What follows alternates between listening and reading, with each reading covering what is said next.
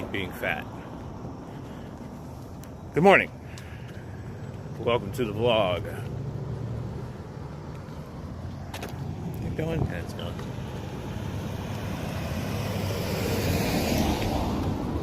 I got some bad news this morning. I finally hopped on a scale. Probably, I don't know, a year and a half after leaving the fire department. And I would maintain about 180. And I weighed myself, and I am now 235 pounds. That, my friends, is unacceptable. So, we're just going to keep doing what we're doing. And a little bit of running, a little bit of being more physically active. Wow, what a great moon. This thing's not going to pick that up, but it's a great moon. A little bit of running, a little more physically active, and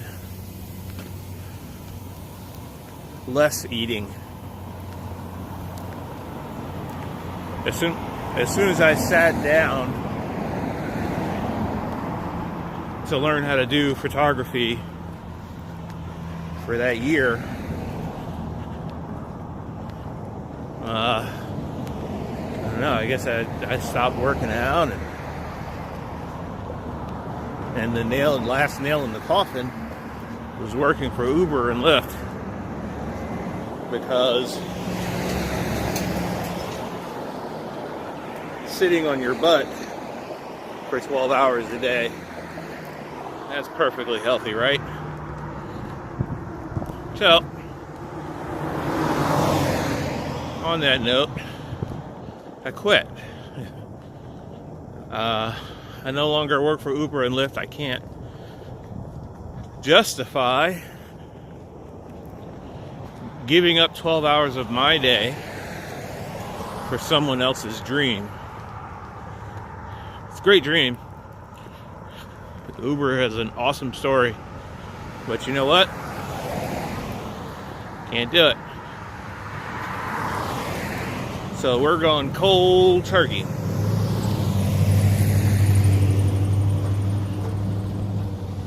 We are absolutely out on our own in the wild right now with a camera.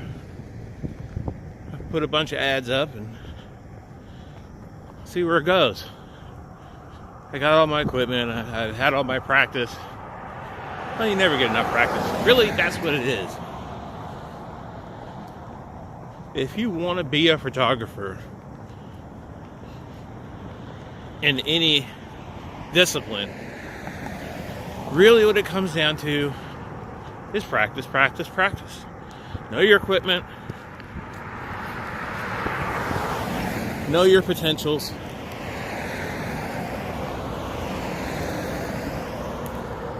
And be ready for all the eventualities that you can.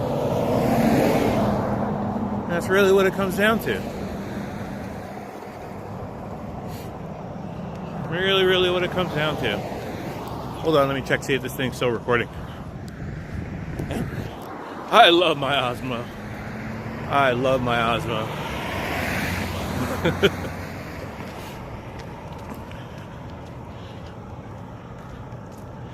There's another side to it. There is a sales side. And if you're going into business for yourself, as a photographer or a landscaper or a hairdresser, the other side to it is sales. You have to sell to somebody. And no matter how good a photographer you are, no matter how good a drone pilot you are, if you suck at sales, your business is going to suck at bringing in money. You're going to get a couple default jobs, and that's about it.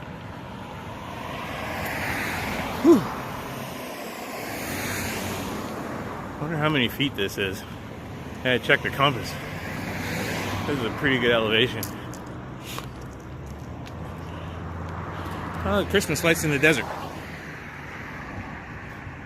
This thing still zoom? Yeah.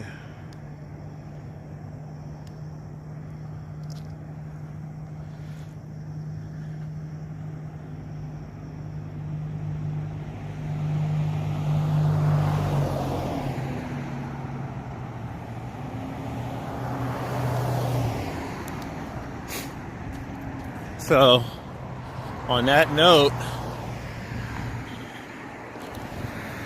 what I would strongly suggest is a guy called Damien Bordeaux. I don't know if he's still around. When I was selling cars, he helped a great deal. I made good money that year. A guy named Damien Bordeaux and a really smooth shyster by the name of Grant Cardone. Grant Cardone is a legend in his own mind. But be that as it may, he is damn good at what he does. But then again, if you don't believe in yourself and you're not cocky on you, then no one's gonna have much faith in you. Because I'm the best damn photographer there is.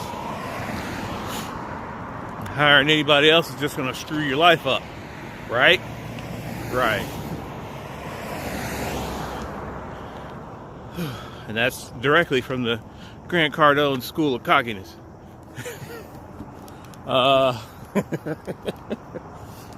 But learned a great deal from that guy. He is a car salesman's best friend. I think that's where he may have started, with car sales. But that's where I found him, selling Toyotas. That's where he did the most good for me.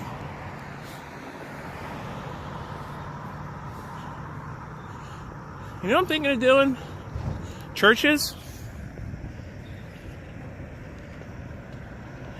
I want to do, like, you know, the last few churches that have steeples? I want to do one orbit free for them. You know? Because number one, I think those are going away. They were a thing when I was a kid. They were everywhere. But now, we might have 10 here in Phoenix. I know there was a ton of them in Jersey. Holy cow, it's cold. I know a ton of them in Jersey. Coming up. I don't know, I don't see many now. Maybe it's because of Phoenix, but if you see any steeples in your area, they still call them steeples? Everything's changed. Everything's different now. If you see any steeples in your area, let me know. I'm thinking of doing them for free. You gotta have something that you do just for the sake of the art.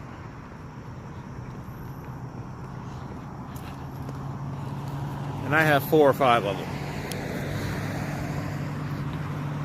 And one of them I strongly believe is steeples.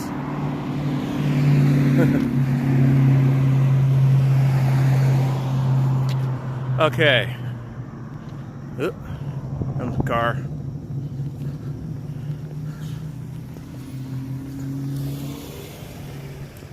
Okay. Let's switch into car talk.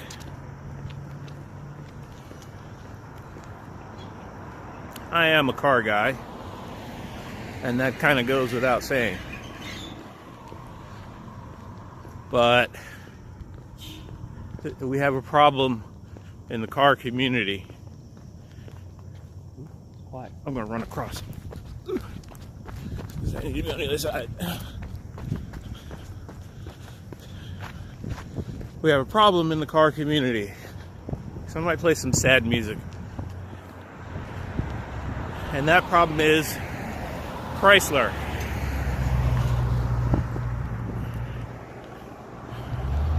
And this BS that they're selling that everybody's buying. And speaking of sales, if you want to learn sales, there is no better place to be than the desk of the guy who created this Magnum Challenger Charger line. Because that is effing awesome as a salesperson, what they did. And let me tell you, what they did is phenomenal. Think about it. And if you own a Chrysler product, Magnum, Challenger, you know, anything, any of those big-bodied cars, consider this as some help for you, because you need it. And if you've already signed the papers, God help you.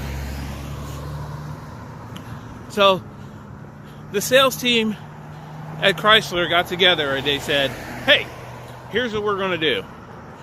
We're going to make a car. We're going to get on this remake thing that everybody's doing. The Mustang, the Camaro, the Corvette. Everything's been redone and redone really well. So what we're going to do is we're going to hop in that bandwagon too. And we're going to bring back the Challenger and the Charger and, you know, invoke the Dukes of Hazzard and all those good memories that we had. And we're going to build a new car around that platform. But wait, hear me out. We're going to make them. We're going to make the Dukes of Hazzard car 4 doors. Because that makes sense. And we're going to leave that other car the same. But we're going to screw all this up. And hear me out.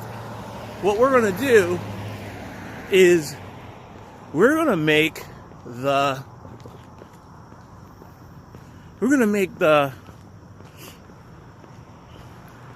whole lineup from the same body, from the same chassis. We're going to make them nearly impossible to see out of. We're going to make them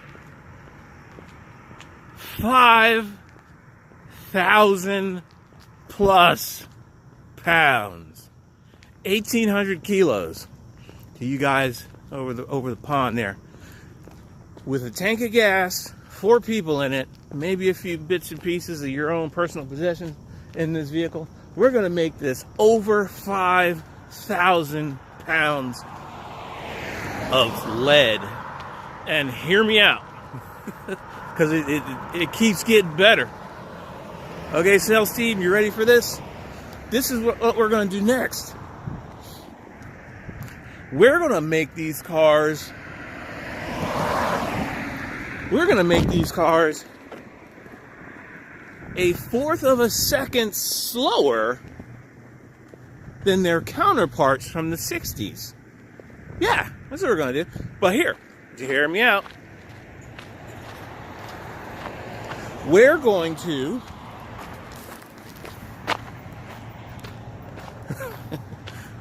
bastardize these cars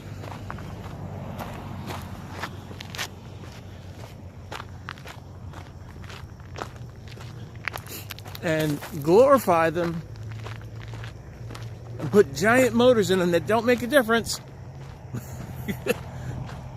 And then, after we put the giant motors in them, guess what we're going to do next?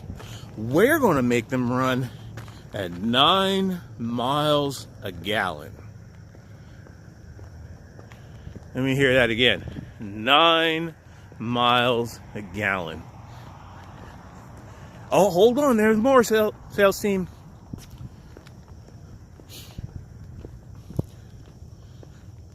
We're going to sell these things, these horrible cars, these reincarnations, for $99 a month on a $50,000 loan, on a $40,000 loan. Yeah, because that makes sense. And you know what the most disgusting part is? It's killing it. Chrysler is killing it. They have probably, we're going to find out in the next year, the #1 selling sports car in America. Why? Because they have an awesome sales team. Corvette is light years better for the same price. Camaro is way better for the same price. Mustang is eons better than anything Chrysler makes. But you know what? Those bullshit Chryslers are just selling like hotcakes. Come on, Chrysler. Get on the bandwagon. Get on the bandwagon. Everybody improved except you. You're still making these giant useless cars that are ridiculously slow. I don't care that it has 700 horsepower. My 200 horsepower Ford Focus will outrun you every time. Oh, let's see. We're talking about actual racing. Not racing Americano. We're talking about actual racing. Road course. With challenges. With turns. Inclines. Declines. Decreasing radius turns. That's why those cars don't compete in any of the other racing classes. Because they can't. They absolutely can't. And I am super pissed at Chrysler. Because I loved that car when I was a kid. And they screwed it up. And now it just sells to drug dealers and people who don't know any better. And think that 700 horsepower on paper means 700 horsepower on the street. And here's the kicker, sales team. Let's get back to the sales story. Here's the kicker, sales team. We're going to make these cars some of the most unsafe cars in the world. Now, I was with the fire department. And you learn a lot. You don't learn everything, but you learn quite a bit. Let me check and see if this thing's still recording. Yep. Oh, I love my Osmo. You learn quite a bit. And ask any firefighter you know this question. Are there any cars you won't buy as a firefighter? And if you ask, they're going to answer. They're going to have a whole list of cars. Yeah, I'll never buy this thing. I'll never buy that thing. I'll never put my family in that car or this car. Why? Because we get to tear these cars apart and call the doctor in, call the podiatrist or the orthopedic surgeon on a helicopter to come in and amputate legs and arms that are pinned. And here's the thing. I watched the crash test video for the Chrysler 300, the old one and the new one. The old one folds up like a loaf of bread falling off a building. The new Chrysler 300 transmits every ounce of energy from an accident through your body. It hits the wall like a steel brick. It is awful. And I'm sorry, but I love that car, and they screwed it up. Is Lee Iacocca still alive? Can we get him back? Can we reanimate him somehow and get him to fix this? Because there's nothing else. Lee Iacocca can take that same body and turn it around another way, and then there's another car. Turn it around another way, and then another car. He made the Mustang. He made the original Mustang. Lee Iacocca did.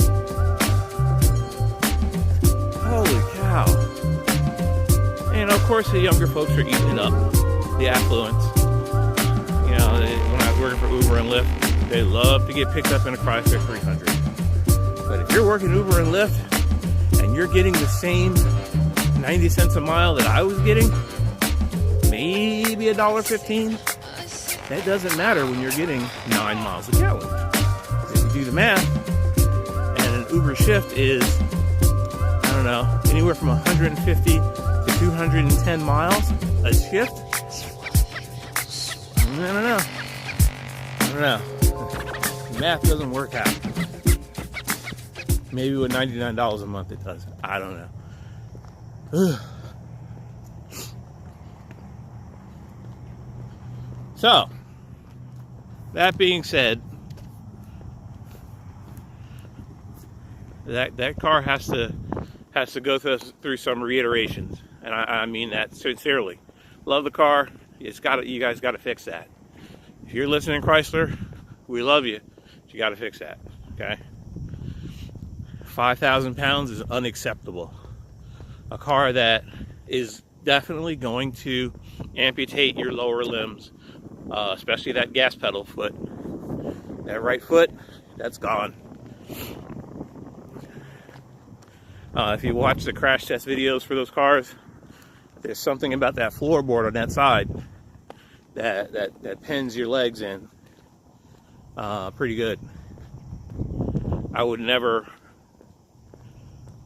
not in a million years, deal with that car as an owner or as a sports car person, as a drag strip.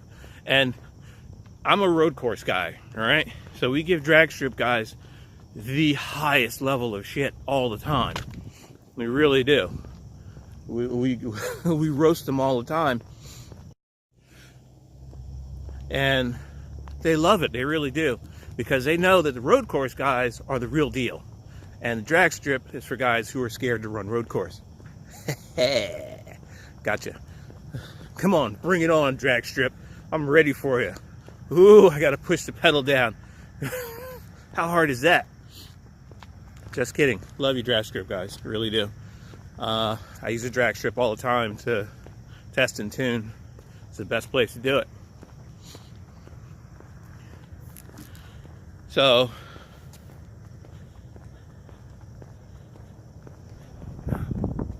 itchy scratchy. But even the drag strip guys, none of them run that car. None. The only people that run that car to drag strip are, guys who just bought it off the showroom floor and think that 700 on paper means something at the track. Doesn't. You're getting smoked by an LS swapped Chevy Colorado that costs $10,000 to make. And it only costs $300 to insure, because on paper it's a 4-cylinder. In real life, it's a LS 400 V8. So, I don't know. We gotta do something about Chrysler. We really do.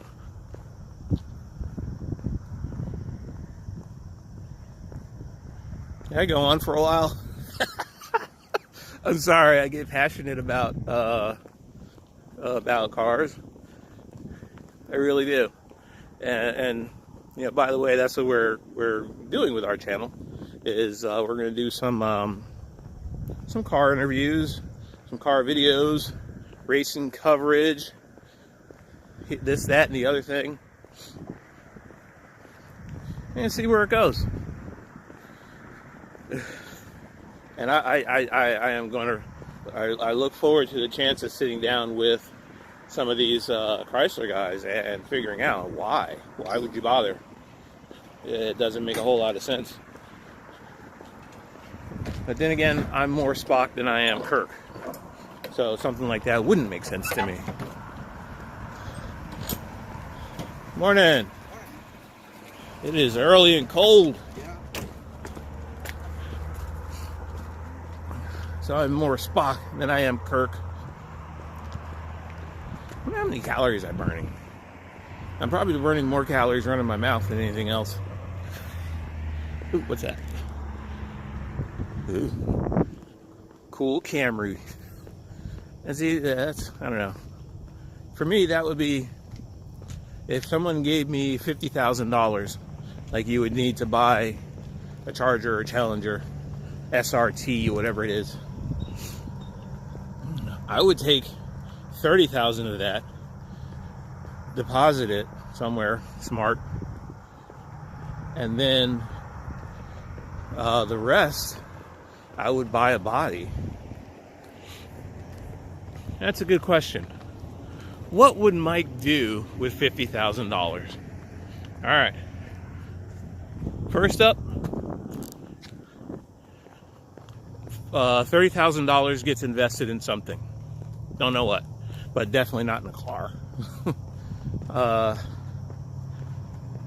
We take,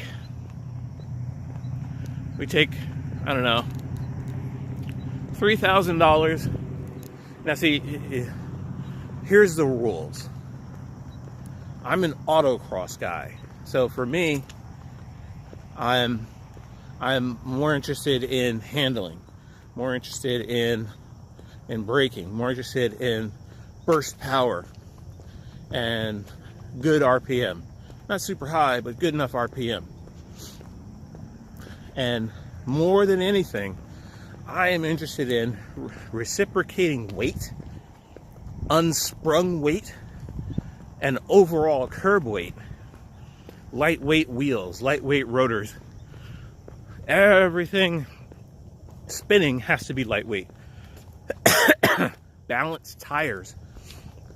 Not balanced wheels, but balanced tires, where they shave that wheel down until you get a balanced tire. Those are the things I'm interested in. That's my criteria. So if I had $50,000 to blow away like that, especially for $99 a month, what body would I buy? I know. I got it. I would buy the last generation RX-8. Now, hear me out. Because I know the road you're going down. And it's not LS. LS is 700 pounds worth of motor. So no, absolutely not. Mazda Miata 4-cylinder in the RX-8. Now, hear me out before you start laughing. Before you start memeing me. The Mazda RX-8 with the MX-5 Miata motor, that's a beautiful Skyline. You know, tuned, lower the compression, put a decent turbo on it, is a monster motor. Is absolutely fantastic. It's lightweight. The whole motor, the whole setup might be 300 pounds. So it's only like 80 pounds over the original rotary setup. And you really just can't beat that. So, the last generation RX-8 with the Mazda Miata motor. Bingo. You're in business. It's all Mazda. But I had rotaries before. And that's going back down that 9 mile a gallon road, which I won't do again. There's no way.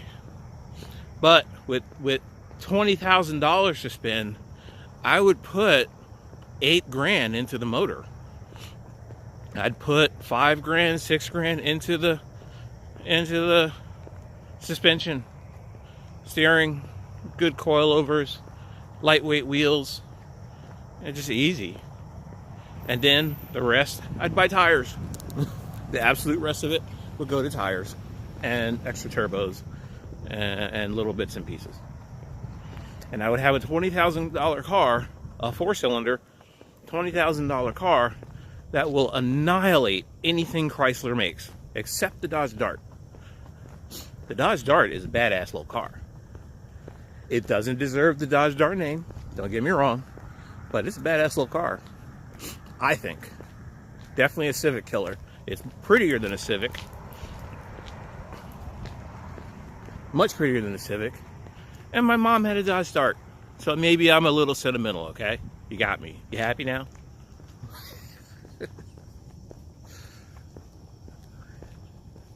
Sig still recording? Yeah. That's what I would do with $50,000. And I would still have $30,000 making money for me. And I would have an awesome car. And probably bolt on. I could probably bolt the Mazda motor to the transmission. It likely has the same transmission. I'm going to find that out because I think I'm on to something. I think I know what I want now. Because transitioning from Uber and Lyft to photography, I don't need that Ford Focus anymore. I really don't. It's $300 a month for a car that I can use. But if there's any kind of work off-road, that Focus is not doing it. Neither is an RX-8 for that matter. But that's a nutshell. That is a pretty moon. Does this thing get that?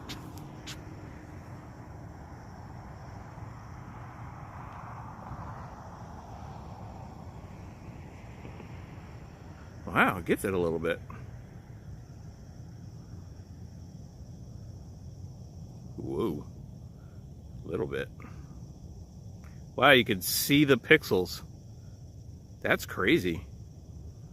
There's a Galaxy Note 8.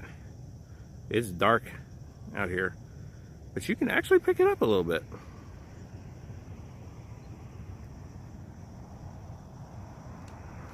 Not bad.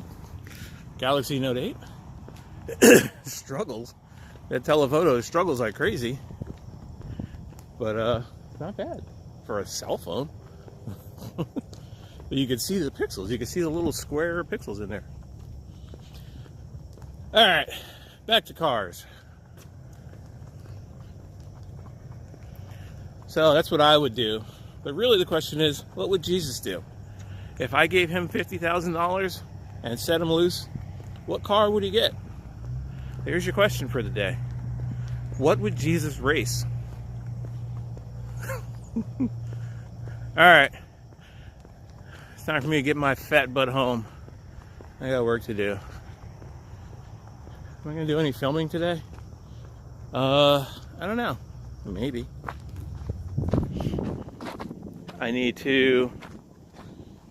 Oh, sorry. I need to... Ooh, fart can exhaust.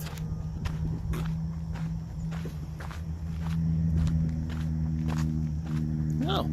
Honda Prelude. I used to have a Honda Prelude. I love that car. I need to film a little bit. But, I don't know, maybe. I need to film more street stuff than anything else. I practice my framing and we'll see where it goes. Practice my framing.